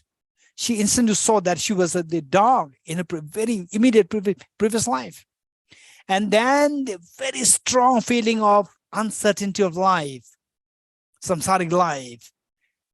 You as a dog, as a human being, as an animal, as a human being, again, as a hungry ghost, and then like this, total uncertain. We feel as though like, we are like permanent. This is, what the poor guy there, the poor animal there. We think like this, as though like we are so the permanent guests in the world. But this girl realized way beyond our very narrow thinking. She could see the samsara from a very broad range in time and space. And then she just felt so repulsed to samsara, and she became so dedicated to what Arhat Shariputra had to teach. And then she attained nirvana within that very lifetime. Okay. So what I'm saying here is the transmigration. It's not that there's a permanent self migrating from one place to another. While the self is impermanent, yet there's the continuum there. That continuum, on the basis of this continuum, we explain the reincarnation. We do say that migration happens, transmigration happens, but what is rejected here is a permanent self transmigration from one place to the next place. For example, the one example given is that, for example, every morning we use the mirror to look at your face, what your face is like. Your face does not really move there in the mirror, but something very similar to your face is reflected by dependence on many factors. Presence of your face here, the distance, the light, the mirror, all these factors combined together gave rise to the origination of the reflection of the face there. Your face did not really jump there, but something of this face is originated there, but depends on these factors. Okay, this is another example given there. Okay, so what we'll do is that in this class, we'll try to read the text as much as possible. Then in the second class, we will do we'll keep a separate 10 minutes for question and answers. Okay. It doesn't involve transmigration because the sprout and the seed are different. It's not that the sprout jumps to the seed jumps to the next moment to become the sprout. No, these two are very different. It means that the same is not in the second moment. That which is a sprout is not a seed. How does it entail the formation of a large result from a small cause? A large fruit forms from planting a small seed. Therefore, it entails the formation of a large result from a small cause. Lastly, fruit forms precisely according to the type of the seed planted. If you plant apple seed, don't expect mango trees growing. Don't expect mango fruits. Therefore, it involves continuity of similar time. Thus, is outer dependent arising to be seen in terms of 5 aspects. These are so precious.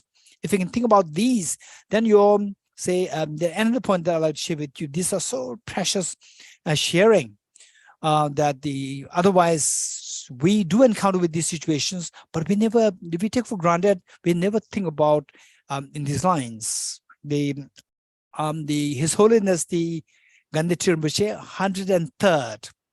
103rd His Holiness Gandhi Rinpoche, who passed away a few years ago.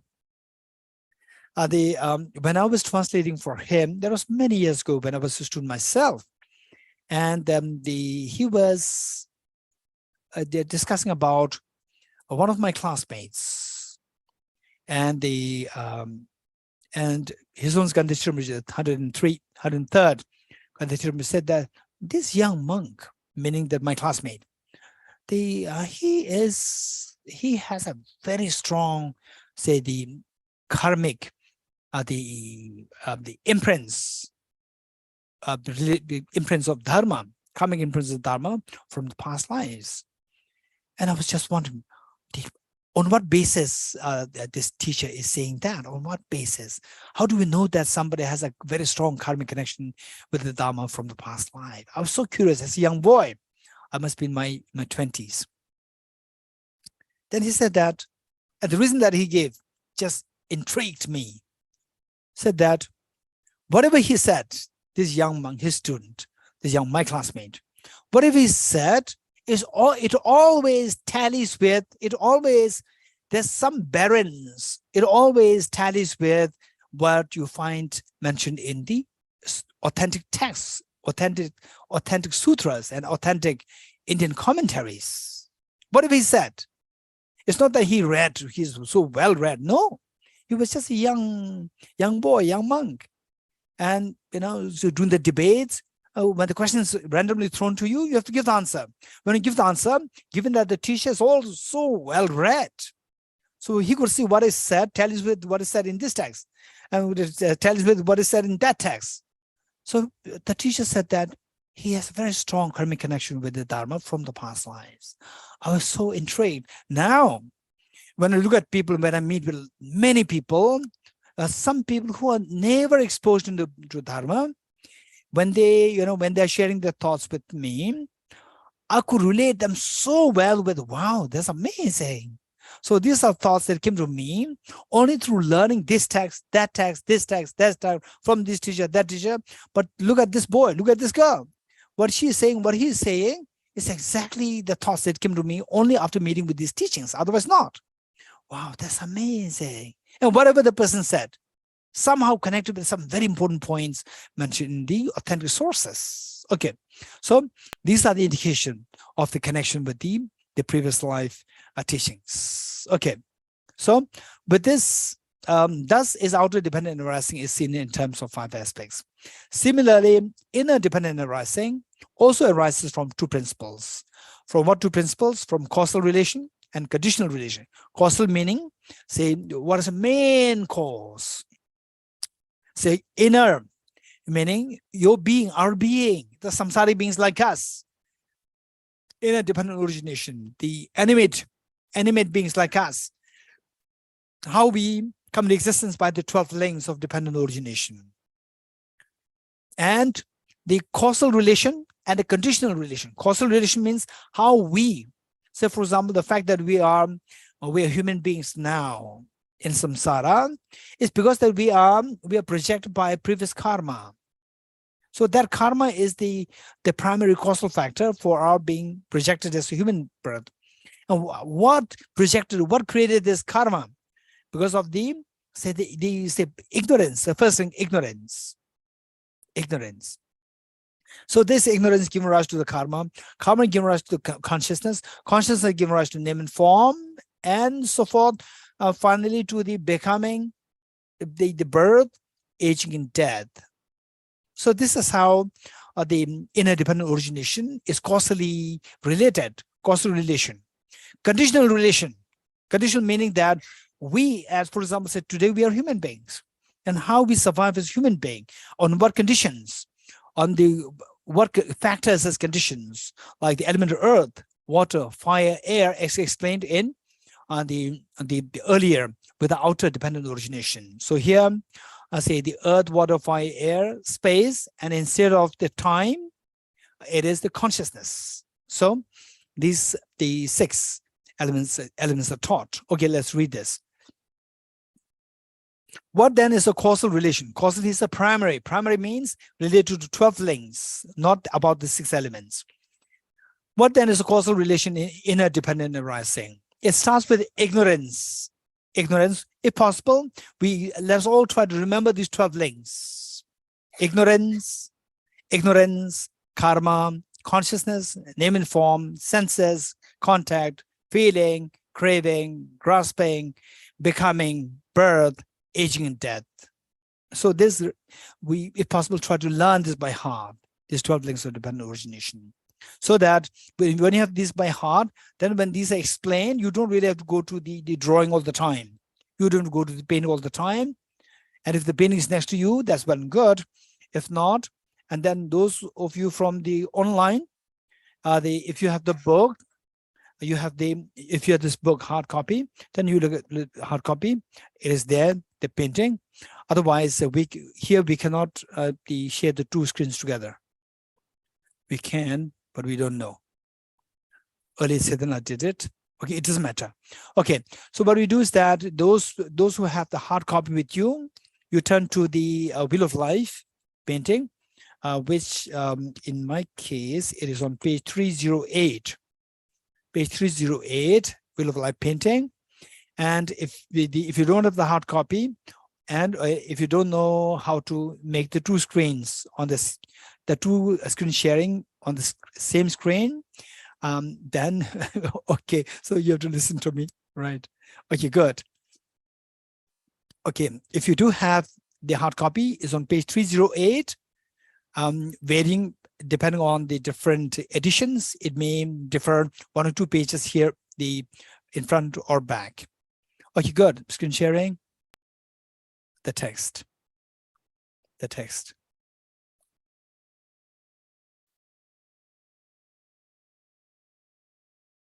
Okay. Then what then is a causal relation in inner dependent arising? It starts with ignorance, the first link at the top, at the outermost circle at the top, with the, say, the elderly man, and the elderly man, a blind person, symbolic of ignorance. Okay, it starts from there clockwise. It starts with ignorance causing formation. Formation here refers to the karma. Why the karma refers to formation? In Tibetan it is duje. Because karma forms, karma decides the formation of your next birth. So therefore it is referred to as formations. Ignorance causing formations, number 2. So on until finally birth, which is 11, causes aging and death. Aging and death combined together is number 12. If ignorance does not arise, then the formation does not manifest, and so on until finally, if birth 11, if the 11 stops, they does not arise, then aging and death 12 do not manifest. Likewise from the existence. So this is the causal dependent origination. Two screens. Okay. So our program coordinator is trying her best to show us the 2 screens together on the screen, two sharing on the same screen.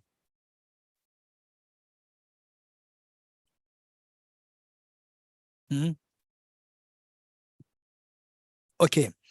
So our program coordinator on her screen, the two sharings are happening simultaneously, but it's not happening to us. Okay, now it's coming.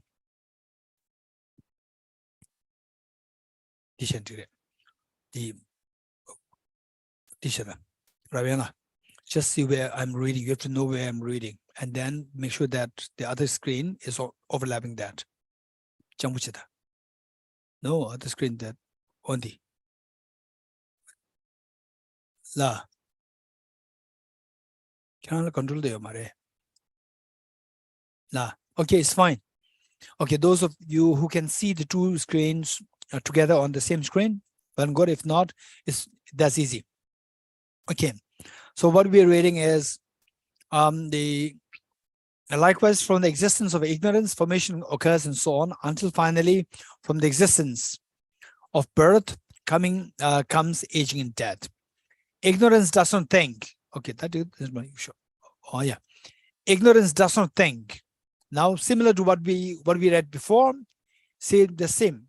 Ignorance is a mental state within us, and it does not think that I'm going to create the formations. I'm going to create the karma. No, when the ignorance is there, then the ignorance, with the ignorance, then you feel attached, averse to the 3 different feelings, and then automatically the karma is created. So therefore, ignorance does not have the intention to give rise to the karma. Okay. Similarly, okay. Likewise, from the existence, ignorance does not think. Page 68. Ignorance does not think I produce formation or karma, nor do formation think we are produced by ignorance, and so on. Finally, birth, number 11, birth does not think, finally meaning that all the other links are the subsumed under this, or they're being abridged. Finally, birth does not think I produce the aging and death, and nor do aging and death think I am produced by birth. Nevertheless, formations take form and arise through the existence of ignorance, and so on, until finally aging and death takes form and arise through the existence of birth. So this is purely dependent origination, that no one is actually thinking that I am creating the karma. None of these 12 links. As an individual, as a person, yes, okay, that happiness is a result of good karma. I will accumulate positive karma. Yes, as a person, you can think, but the ignorance that comes to your mind, that doesn't think that I'll create the karma. Okay, talk about this. Thus is the causal relation in inner dependent arising to be seen. How is the conditional relation? Conditional relation is very similar to what we did earlier, 6 elements. How is the conditional relation in inner dependent arising to be seen? So here, instead of the sprout, it is with the self, yourself, as a person which has 6 elements. This is very important. If you know these 6 elements so well, and how these 6 elements operate, what are the functions of each of these 6 elements? If you know this, these are the best of descriptions because they are coming from the sutra. Later on, when you meditate on emptiness on the basis of these 6 elements, as taught by the Arjuna, then you can use these what is said in the sutras to make your understanding so crystal clear. And then accordingly, your experience of emptiness will be very clear. Okay. Here, how is the conditional relation to the Tashkyota? How is the conditional relation in inner dependent arising to be seen? As to the coming together of the 6 elements, as to the coming together of the which 6 elements, namely, the conditional relation of inner dependent arising is to be seen as due to the coming together of the elements of earth, water, fire, air, space, and consciousness. Okay. What is the earth element in inner dependent arising? So now explaining each of these elements, and the functions. This is so important. That which assembles to form the solidity of the body, that you have a body, solid body, that you are not like a liquid, flowing in the air. This solid body there, that solidity is given to you by the element of earth. That which assembles to form the solidity of the body is called the earth element. That which provides cohesion. How? That your body, the various parts of the body, they are put together. They're put together. For example, like the dust. When you put some water, then the dust will become clay. The dust will become clay. The cohesion coming together into one unit that is made by the water. This is amazing. That which provides cohesion in the body is called water element. That which digests whatever the food, whatever body is, the food that we eat is digested, what we drink, what we chew, taste. This is called the element, fire element. That which functions, performs the function of the body's inhalation and exhalation is called the air element, that you breathe in, breathe out. That which allows the body to have hollow spaces inside is called the space. Our body is made of 99.9% of the space. That which produces the sprouts of the, okay, now look, thus far is explaining the element of earth, water, fire, air, and space. So now is the consciousness, element of consciousness. So that which produces a sprout of the name and form, like reeds in a sheaf. Sheaf meaning bundle of the stalks, bundle of the stalks, or the bundle of the branches, stalks put together. So when they put together, like a body and the mind put together. So from there, the consciousness is one of them. Name and form, name referring to the consciousness, form referring to body. And the like reeds in the sheaf, reeds mean the individual, the stalks in the collection bundle of the reeds. The combinations of 5 collections of consciousness, meaning that say consciousness and the body. Consciousness, they are the 5 sense consciousnesses and the 1 mental consciousness. 5 collection of consciousness together with the defiled mental consciousness, 6 consciousness together, is called the consciousness element of consciousness out of the 6 elements. Without these conditions, the body cannot be born. So with this, the consciousness, the element, out of the 6 elements, the consciousness, and also the 12 links, we have the number 3, which is consciousness. So number 3 giving rise to the name and form, which is number 4. Without these conditions, the body cannot be formed. Say in the name and form, the form, which is the body, cannot be created if these earlier factors are missing. Cannot be born.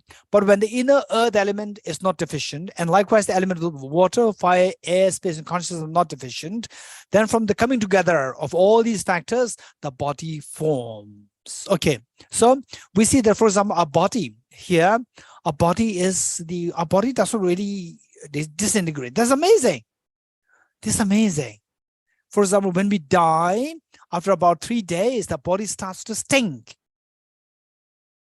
The body which we cherish so much, we take a shower every day. But when we die, till we die, the body, it has a natural odor, which is not nice. But then when we die, the body stings. That, how it stings, and how it stings when you're still alive, these are very different. Stinking because of the decomposition. When we're alive, the decomposition does not take place. So therefore, this is amazing. What keeps the body not to decompose? Because of the consciousness. So this consciousness sustains your body as a living body, the body of a human, body of the sentient being. This is so important concept. In this process, earth element doesn't think the same thing.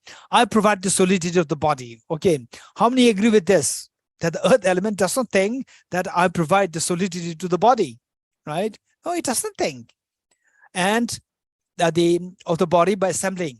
Nor does the water element think I provide cohesion. No, the water is totally inanimate. It simply gives a cohesion, but it doesn't think that I'm giving the cohesion. Nor does the fire element think I digest whatever the body eats, drinks, chews, or tastes. Nor does the air element think I perform the function of the body's inhalation, exhalation. That's amazing how the body works. That's amazing.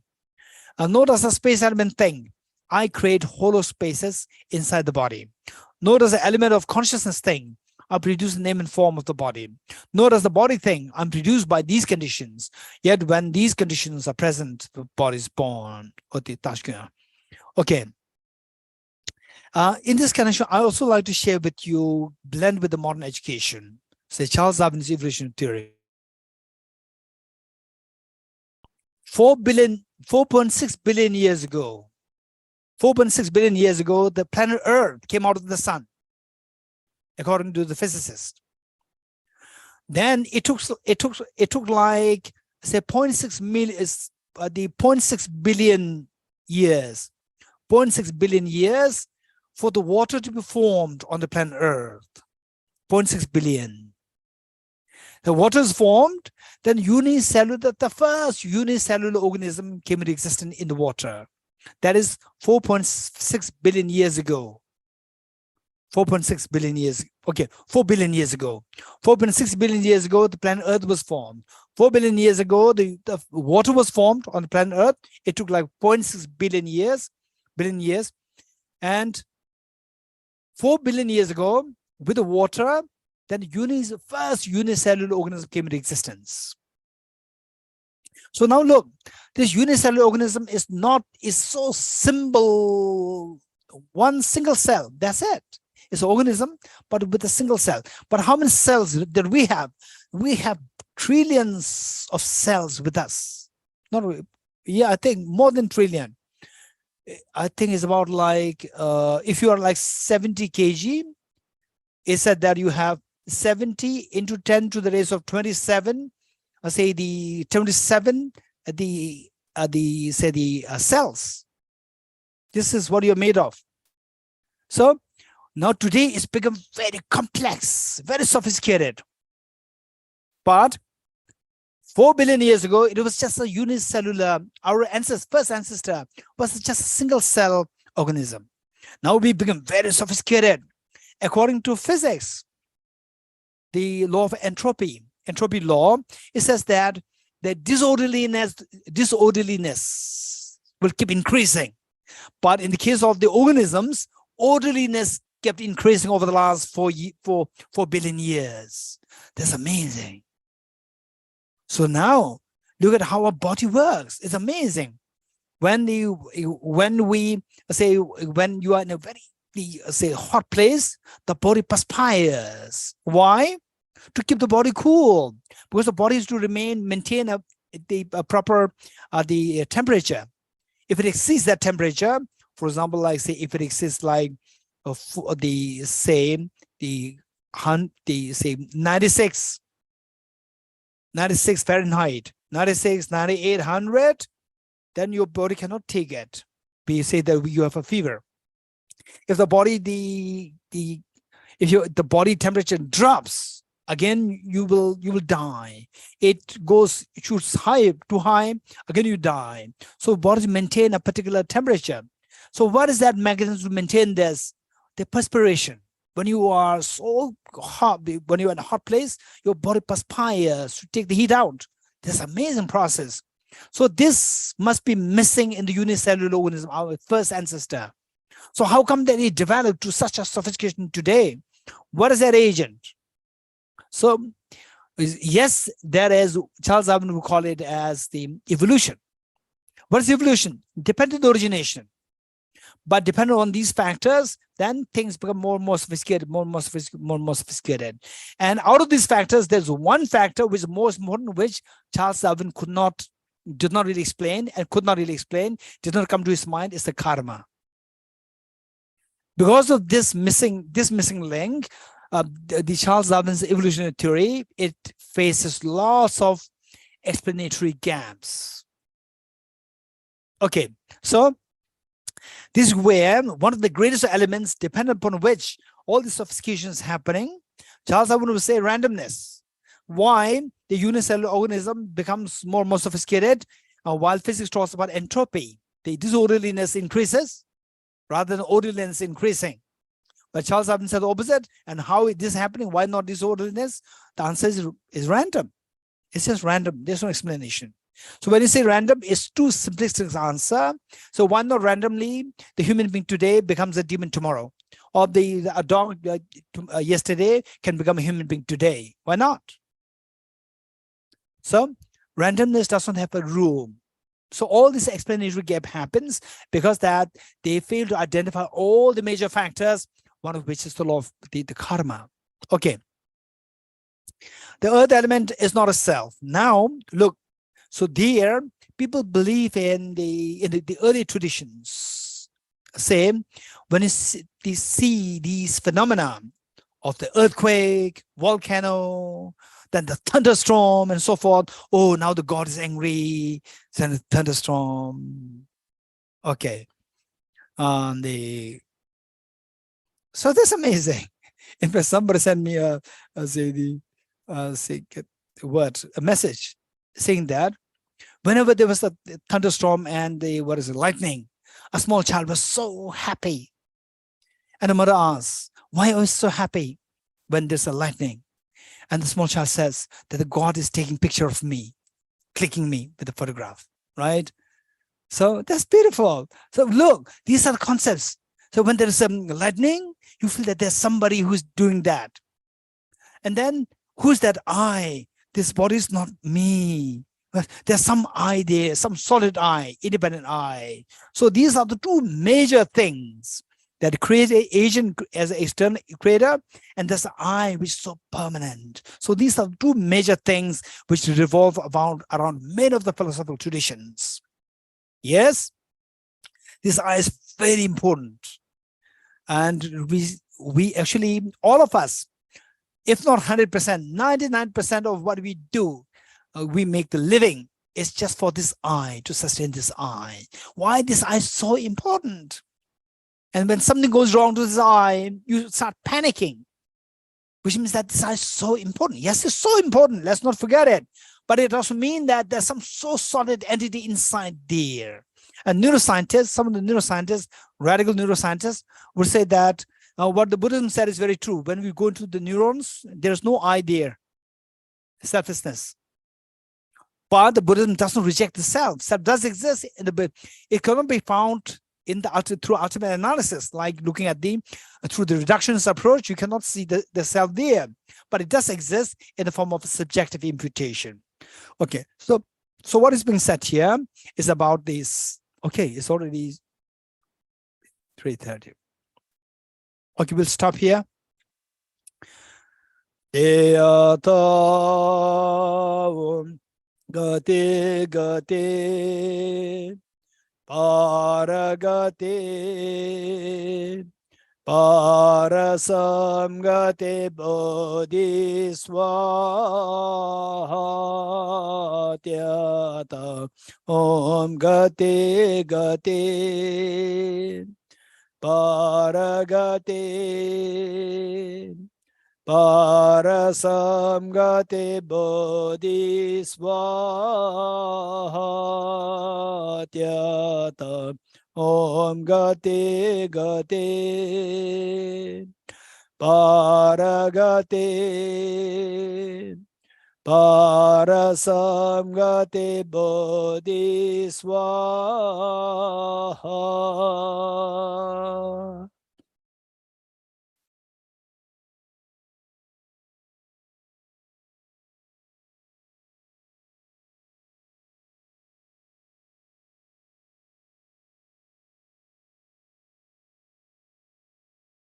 Thank you, everyone. Thank you, Geshe.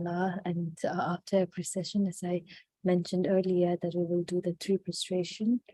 And the next class, which is a session 5, is at 6 o'clock at Indian Standard Time. We'll see you there.